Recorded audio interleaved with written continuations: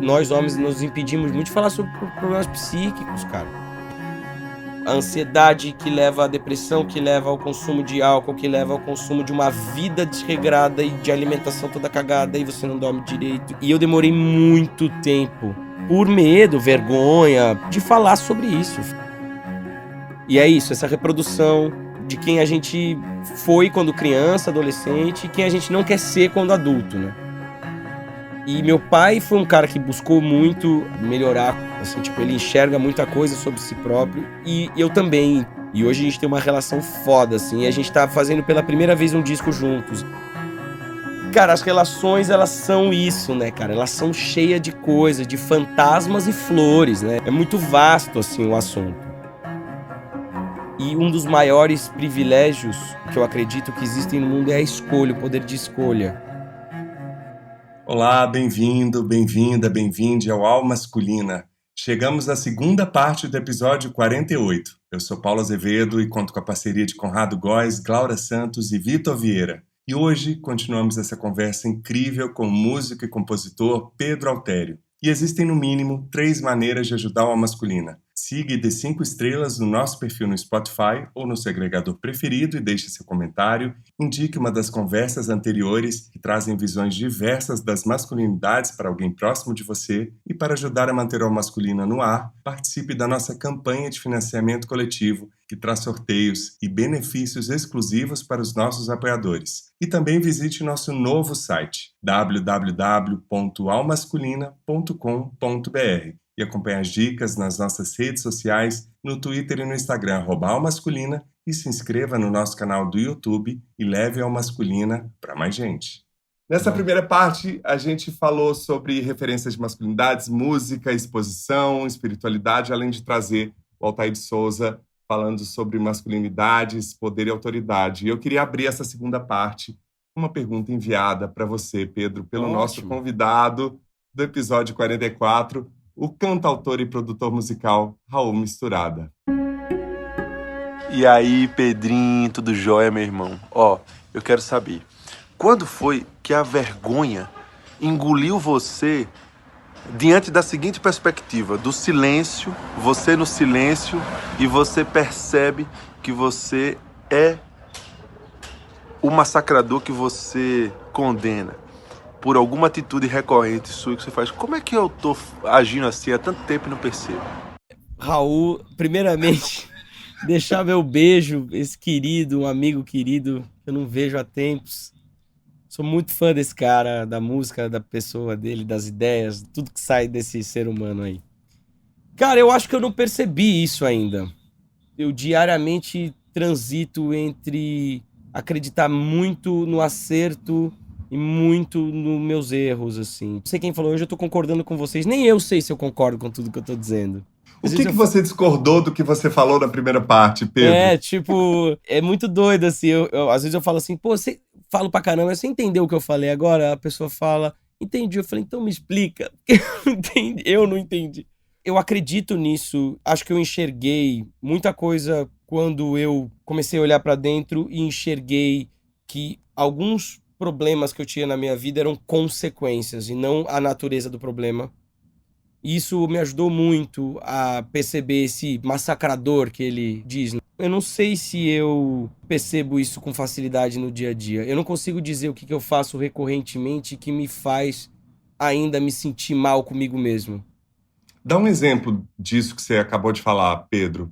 Já passaram vários artistas aqui pela Masculina, eu lido com esse universo o tempo todo e às vezes a gente entra demais para si e perde um pouco essa perspectiva do entorno, né? Nessa busca de autoconhecimento também, ou não precisa ser só no âmbito artístico, né? Quando uma pessoa mergulha demais na carreira e bota aquela placa na frente de êxito, de sucesso, como a gente falou na primeira parte, desse ensimesmar que às vezes a gente não percebe os efeitos disso para quem está perto. Você tem algum exemplo disso que você falou, por exemplo, de olhar para si e perceber que esses problemas são uma consequência? Sim. Também é uma coisa que eu acho que é a primeira vez que eu vou falar assim abertamente. Apesar de ser uma pessoa muito aberta e aí, galera, assim, a minha vida certos aspectos dela são muito guardados, assim.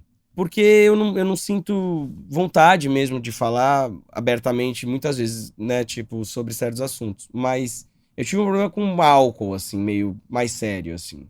E que, obviamente, ele levou a outras consequências também. Mas ele, pra mim, sempre foi a matriz do problema. Então eu olhava pro copo de cerveja, ou pra seja lá qual bebida fosse, e falava: o problema tá ali. Eu preciso parar de beber. Esse é o problema da minha vida. Se eu não parar de beber, eu não vou parar de fumar. Se eu não parar de fumar, minhas cordas vocais vão se destruir e eu vou perder a minha voz. E ao perder a minha voz, eu vou perder a minha expressão artística.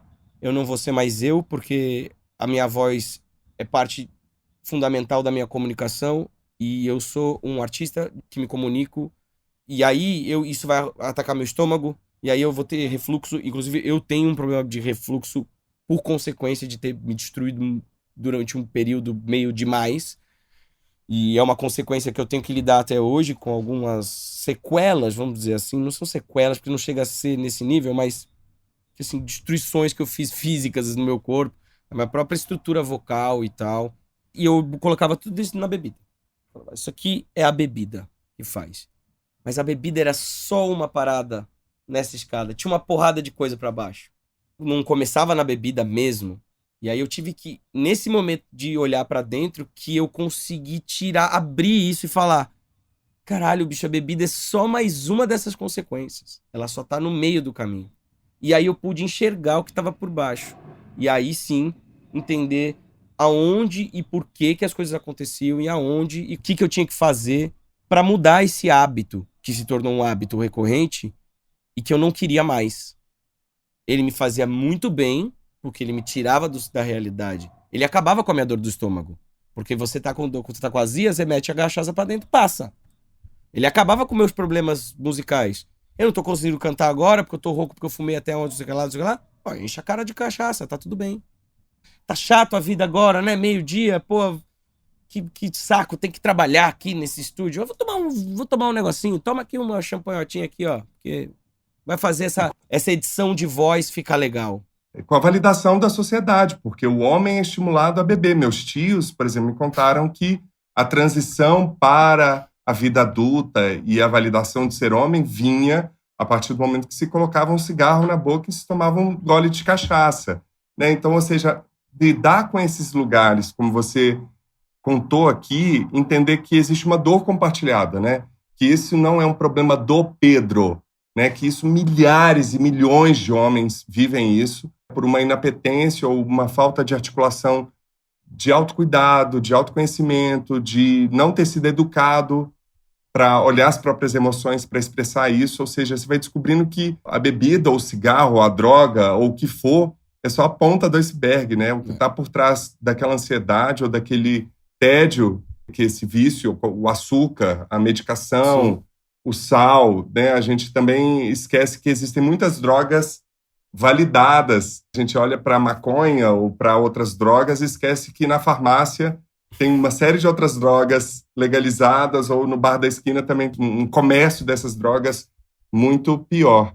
Que essa coisa de você falou de que as pessoas são... A gente é muito levado a essas imposições que a gente não percebe os efeitos drásticos que isso tem na nossa vida. E a gente é muito impedido, nós homens nos impedimos muito de falar sobre problemas psíquicos, cara. Eu fui falar abertamente sobre depressão, ansiedade, principalmente depois da pandemia, eu acho que isso ficou muito nítido, mas eu demorei muito tempo pra aceitar esse lugar. Porque uma coisa leva a outra, é uma história só, né? A ansiedade que leva à depressão, que leva ao consumo de álcool, que leva ao consumo de uma vida desregrada e de alimentação toda cagada, e você não dorme direito. E eu demorei muito tempo, por medo, vergonha, de falar sobre isso. Sobre aqueles dias que você percebe que algo está acontecendo dentro da sua cabeça. Mas o homem não pode chorar.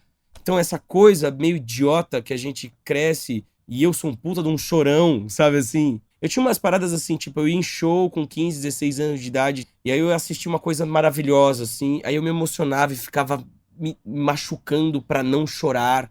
E essas coisas que, tipo, são subconscientes, e elas ficam lá, sabe? Aí, de repente, você fala, cara, tem um monte de coisa aí, bicho, que tá dentro dessa bola de neve, que sou eu agora com esse problema, que não me entendo e tal. E aí eu percebo que eu tô me boicotando de me entender há muito tempo. Muito da nossa criação tem a ver com isso, assim, com esses muros que criam na gente. Quantos adultos empurraram um copinho de cachaça na minha mão? Vários, entendeu? E eu fico imaginando Porque quantas isso é vezes eu já ser homem. reproduzo. É, exatamente. Não, e eu fico imaginando isso, esse padrão de repetição, que você faz isso, tipo assim, eu não consigo afirmar pra você, com certeza, se eu nunca influenciei um moleque a beber. Eu não consigo, não sei, entendeu? Pode ser, provavelmente, que eu tivesse chapado algum dia num churrasco X, tenha chego pro filho do cara de 16, eu tomo aqui um negócio com a gente, pô, vem participar aqui. Pode ser, provavelmente, posso ter feito isso. E é isso, essa reprodução de quem a gente foi quando criança, adolescente, e quem a gente não quer ser quando adulto, né? Fica um pouco esse jogo também. E a gente ainda vive numa sociedade muito psicofóbica, né? Terapia é coisa de maluco, de fraco. E sobre isso eu recomendo os episódios do Alexandre Valverde, do Diogo Lara e o mais recente, o último episódio com o Alexandre Kalash, que também fala dos efeitos disso a longo prazo, né? Como é que a gente faz para ter um envelhecimento ativo, já que a gente está aí caminhando para ser um dos países mais velhos do mundo nos próximos 9 anos. Cara, esse dado é muito louco. Tô surtando. Minha avó tem 97 anos, gente. Eu tô com 43, ainda falta muito tempo pela frente. Com essa ansiedade que eu tenho, meu Deus do céu, haja homeopatia e terapia. Terapia, muita terra pela frente ainda. Afe Maria, como diz minha avó. E o fato de ter um pai reconhecido no meio te gerou alguma pressão quando se tornou um músico profissional? E como é que você lidava com essa sombra do pai? Que eu acho que isso puxa um gancho também que tem a ver com o que o Altair trouxe pra gente aí sobre autoridade, poder e pressão e expectativa, né? Não gerou pressão nesse sentido, assim, de ser uma sombra artística. Eu acho que teve uma parada que foi o contrário, na verdade, nesse caso, artisticamente, porque eu fui muito comemorado pelo meu pai e pela minha família, assim. Até uma coisa entre eu e meu irmão, assim, que hoje olhando pra trás, assim, como a gente lidou bem, assim. Porque eu era uma criança meio... eu era um molequinho de 12 anos ali que tocava violão e fazia umas músicas. Aí meu pai, tipo, meu filho... Eu era sempre meio, tipo, um mascotinho do rolê. E eu era aquela criança que, tipo, gostava da atenção dos adultos, sabe? Porque eu tocava A única criança que eu conheço que teve isso. A única. Eu ia pros festivais, ficavam todos os filhos da galera, assim, tipo, jogando ping-pong, e eu ficava lá na roda dos adultos tentando ser inteligente. Falando assim, eu sei sobre esse assunto, eu sei sobre esse outro. E eu era muito comemorado, assim. Então, na verdade, eu tive uma relação meio nublada, assim, na minha adolescência, assim, de quem eu realmente era, assim. Teve algum momento que eu achei que a vida ia ser muito fácil, assim. Eu falava, pô, meu pai fala de mim e tal. Ao mesmo tempo, o meu pai, ele tinha uma... É difícil falar só sobre mim, né? Porque meu pai tem uma relação dele com a vida e que causaram muitos momentos difíceis entre a nossa relação. Principalmente em relação à autoridade, assim. Onde o meu pai, ele tentou pôr essa autoridade no berro e eu tentei destruir essa autoridade no berro também, assim. E a gente teve um momento difícil de relacionamento.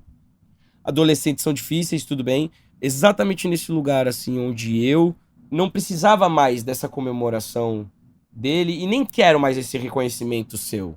Sabe assim? Não quero isso. Tipo, quero me desgarrar disso aqui. Legal, você é meu pai, mas eu sou outra coisa. E meu pai assim, não, você tem que fazer isso, porque você vai fazer isso na escola, porque você não pode só achar que a vida... Porque eu também tive uma época meio com videogame... Só que quando eu comecei a me relacionar na música, isso foi meio conturbado, porque ao mesmo tempo que eu tava fazendo as minhas coisas, meu pai não via a roda girar, e aí ele falava, você não faz nada, e você precisa trabalhar, e não sei o quê. E eu falei, mas eu tô trabalhando, eu tô compondo, eu tô fazendo minhas coisas, você fica procrastinando. E ele tinha razão. Isso me gerou muita ansiedade, muita coisa, assim, que lógico, e nele também, assim. E meu pai foi um cara que buscou muito melhorar, assim, tipo, ele enxerga muita coisa sobre si próprio, e eu também, então a gente venceu isso, assim.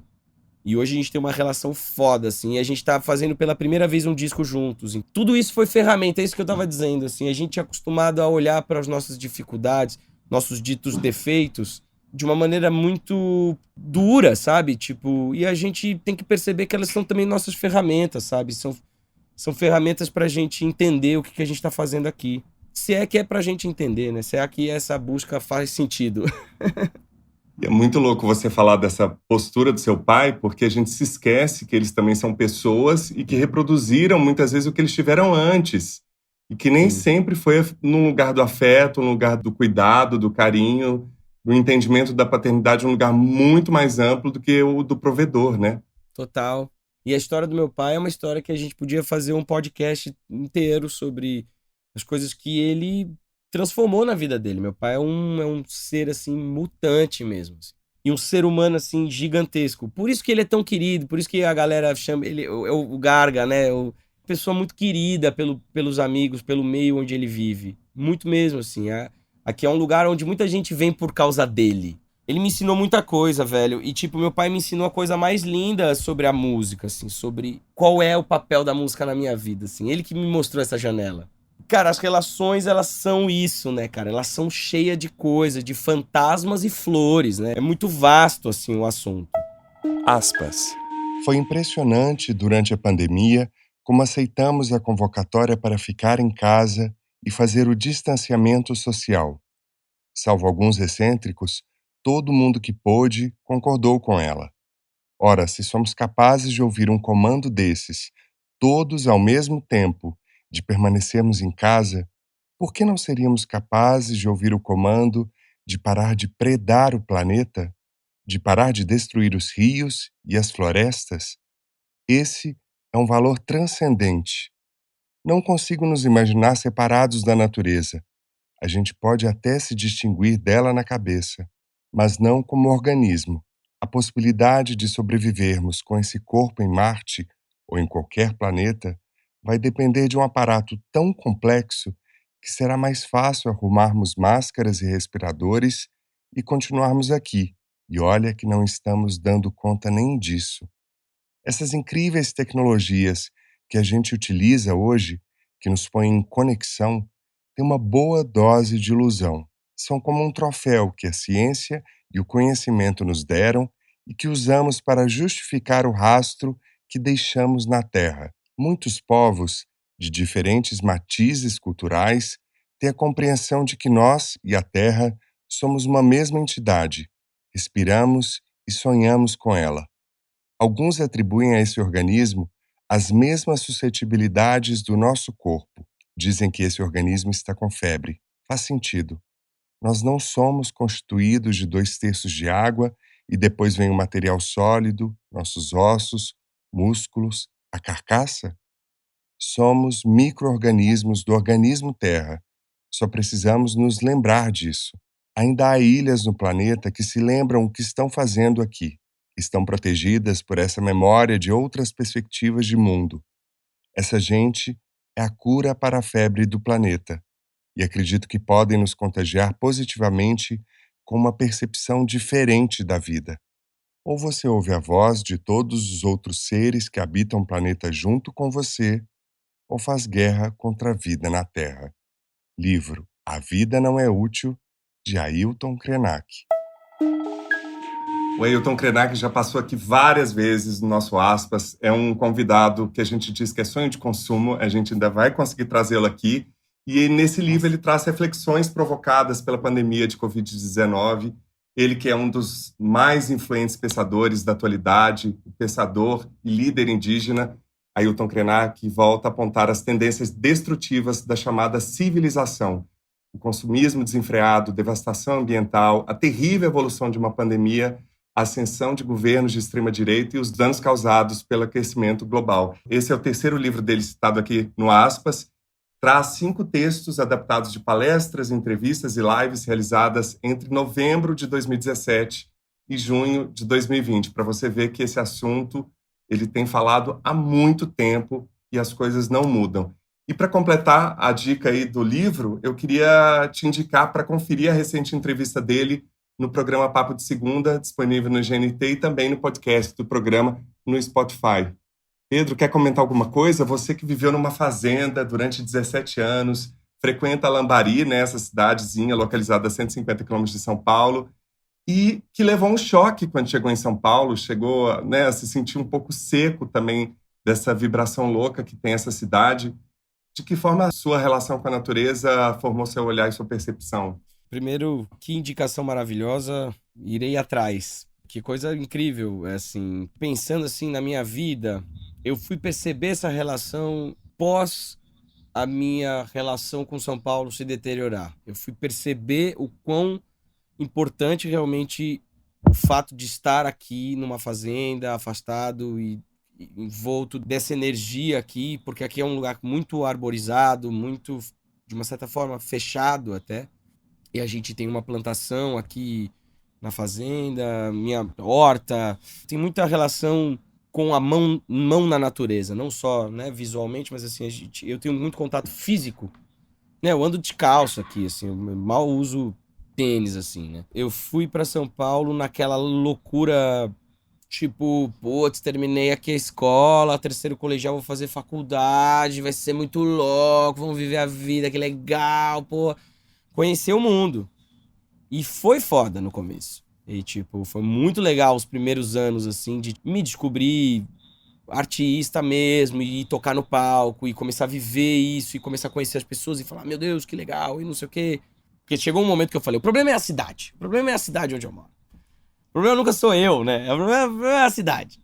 Teve esse momento de, tipo, cara, eu não gostava mais mesmo, assim, de ficar em São Paulo. Foi começando a ficar difícil pra mim, assim, a convivência com aquele estado onde eu me encontrava, inerte, assim, vivendo meio no automático, sabe? No meio do caos, assim, meio... Parecia um personagem de desenho, assim, em algum momento, assim. Você estava bidimensional, né? Bidimensional, exatamente. Eu comecei a desgarrar de São Paulo novamente e me reconectar com a fazenda.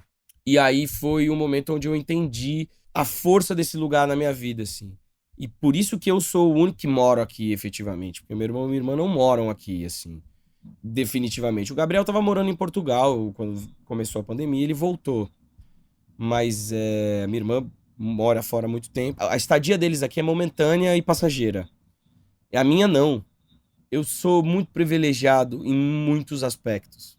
E um dos maiores privilégios que eu acredito que existem no mundo é a escolha, o poder de escolha. Porque quando você chega nesse ponto onde você pode escolher o seu próximo passo, é um puta privilégio. Unido a isso, eu tenho uma sensação muito real e fácil e simples, de simples entendimento, e que eu degusto muito, e adoro pensar nisso, que é um lugar de muito privilégio, mas de saber que eu já estou no lugar onde eu queria estar. Eu não me vejo buscando construir algo que não seja a manutenção disso. E isso é muito louco, porque eu troco muita ideia com o meu irmão sobre isso, e o meu irmão vê isso na vida dele, ele vê isso como uma quebra de perspectiva futura. Ele fala, mas como assim? É tipo como se você fosse muito acomodado na sua vida. Fala assim, Gabriel, eu encontrei o meu lugar, e o meu lugar é aqui. E eu tenho uma sensação nítida de... Eu posso ficar aqui tentando colocar em palavras e tentar formular a melhor maneira que a língua permite para te explicar essa sensação. Mas é uma sensação de pertencimento muito grande. E eu sei que eu pertenço a esse lugar e eu não quero sair daqui. Então, essa sensação de estou no meu lugar foi a parada que me fez perceber como toda essa parada que tem em volta da energia do mato e tal. E a cidade tá chegando perto. Não é que a gente tá tão afastado assim. A cidade tá aqui perto. Ela tá a 4 quilômetros aqui. Cada dia ela chega mais perto. Não é que eu seja uma pessoa que não gosta do contato com a cidade de São Paulo, por exemplo, que é uma cidade que eu frequento muito. Eu adoro viajar, adoro vários lugares, várias cidades no Brasil, eu amo de paixão. Mas essa sensação de pertencer ao lugar e saber que é aqui que eu vou ficar. Eu não tenho a menor vontade de sair daqui. E isso é um puta privilégio, cara. E eu agradeço muito, assim, essa sensação ser tão fácil e gostosa. Quando eu falo disso, assim, eu falo assim, puta, velho. Quando eu tô com muitos problemas, assim, e criando os meus problemas, que né, a gente cria problemas onde não existem, essa é uma das maiores fontes de escape. Tipo, cara, tá tudo bem, você tá em casa. E isso é muito foda, assim, na minha vida. Definitivamente você está entendendo que não quer fazer guerra contra a vida na Terra, né? Como disse o Krenak. No seu EP mais recente, é uma parceria com outro Pedro, o Viáfora, chamado Movimento. A música de abertura, Enquanto a Pele Arrepiar, diz: só eu sei o peso que carreguei, quem dirá o que eu posso aguentar é só o meu coração. Ele sabe o quanto apanhou. Portanto, enquanto der para acreditar, eu vou. Qual peso, Pedro, você deixou para trás e o que ainda está nas suas costas? Nas minhas costas, eu carrego memórias da minha família e dos meus pais. A dificuldade de me desvencilhar da existência deles e carrego o peso de querer viver a vida deles. E sofro com isso e faço eles sofrerem com isso, muito. O que eu deixei pra trás foi o ego e a competição com meus irmãos. Porque em algum momento da minha vida eu também fiz esse papel de atrapalhar a percepção que eles tinham de mim e fazer um esforço muito grande para atrapalhar a percepção que eles tinham deles mesmos, assim. E isso eu consegui deixar para trás. E eu acho que sempre foi uma questão de ego trip, um bigocêntrico. É foda falar da gente, né? Mas eu acho que eu consegui isso. E ao fazer isso, eu consegui me permitir ter uma relação muito saudável e linda com eles. E que são hoje, sem a menor dúvida, sempre foram, mas são as pessoas mais presentes e importantes da minha vida, sem a menor dúvida. Eu responderia muito parecido com você. Que foda. Quem acompanha o Masculino sabe que eu tenho uma família gigantesca, tenho minhas 2 irmãs mais velhas, também sou caçula. Então, assim, Pedro e Paulo, gente, aguardem o EP. Achamos! Não, Pedro. Acabou! Pedro, fechou. É assim que a gente vai encerrar o episódio.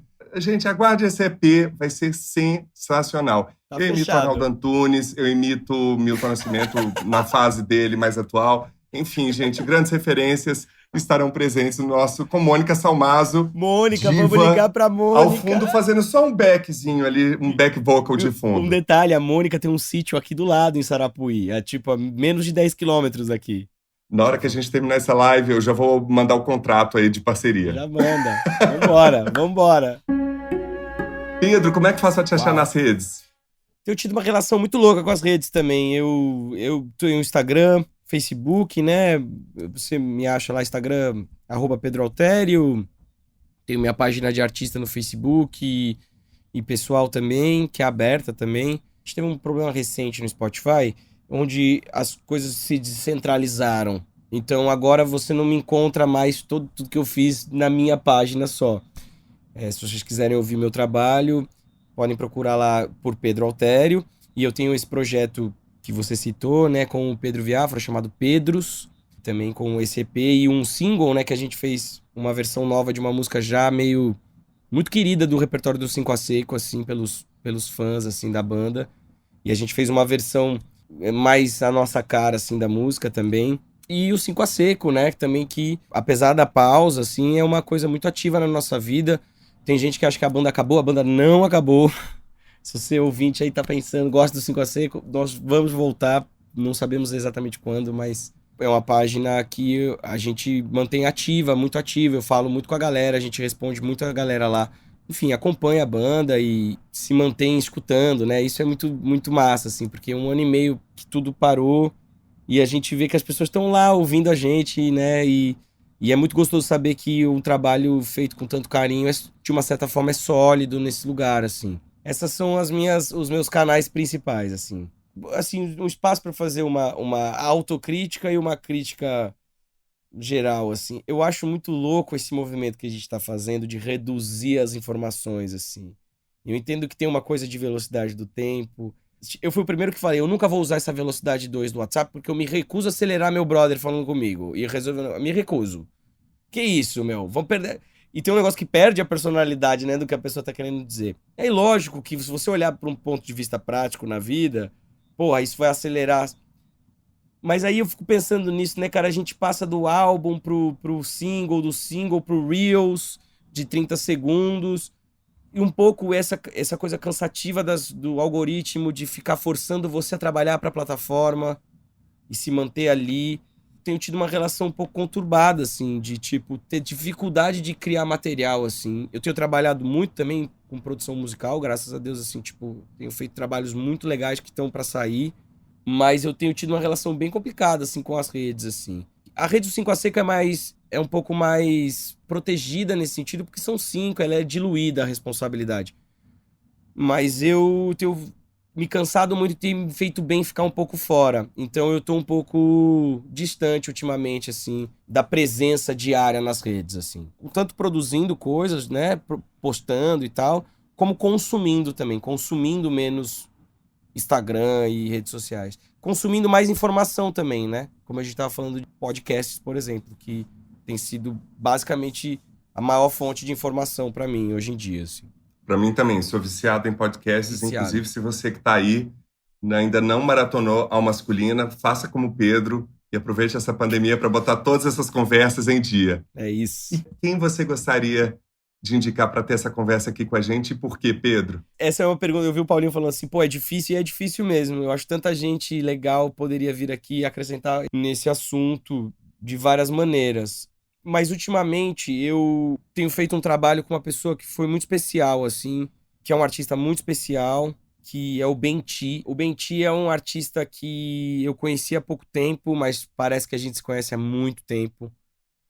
E ele me convidou para produzir o disco dele com outros 2 produtores e me convidou para uma jornada musical maravilhosa que não sabia que eu ia chegar no final do processo com tanto orgulho dele e do nosso trabalho no geral, de todo mundo que participou, mas muito orgulho dele e uma pessoa que realmente tem me mostrado coisas muito legais, assim, me feito pensar muito na vida e tem uma história de vida muito foda, assim, com a relação com a arte. É uma pessoa que eu me reconheço em vários lugares, assim, da dificuldade de se compreender e, ao mesmo tempo, uma vontade muito grande de fazer as coisas do jeito certo, do jeito que ele acredita e não abrir mão daquilo que ele acha foda. E é um cara que eu acho que vai ser muito legal. É muita gente, eu tenho muitos amigos queridos que, tipo, a gente poderia falar, mas eu acho que o Benti também é uma pessoa um pouco mais fora da curva do convencional do que geralmente a gente fica nessa coisa, porque a gente faz panela, né, cara? A gente tem essa nossa bolinha, né? A gente fica trocando só dentro da bolha e eu acho que o Benti é um cara que tem muita coisa pra dizer e muito pra acrescentar nesse papo. E é uma pessoa com muita referência. Isso é uma coisa muito massa, assim. Você é uma pessoa de muita referência, Paulo. Ouvir você falando é muito foda porque você pesca coisas muito especiais dos assuntos que estão acontecendo. E o Benti é um cara muito assim. Então acho que vocês vão se dar bem. Acho que isso vai ser um papo muito foda. Pedro, muitíssimo obrigado, querido. Que prazer. Parecia que a gente já se conhecia também há muito tempo. Isso é assim que é gostoso. Parece realmente que a gente tá na sala de casa batendo um papo. Enfim, muito, muito gostoso, realmente. Ai, que bom que você gostou. Eu também gostei demais.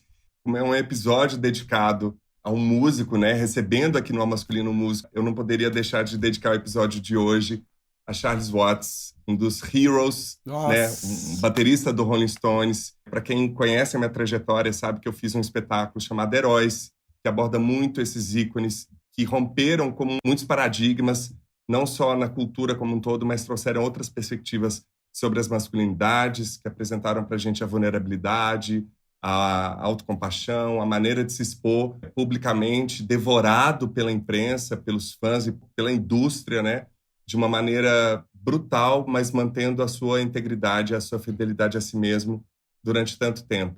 Charles Watts, esse episódio é para você. Primeiro encontro de muitos, o convite está feito. Espero que a gente possa, o mais rápido possível, voltar a uma normalidade e a gente possa estar junto e viver as coisas gostosas da vida. De verdade. Espero muito esse momento chegar. Nós também. Fica bem, vacine-se, por favor, e cuide-se. É isso aí. Beijo, gente, que acompanhou aí. Tamo junto. Até já.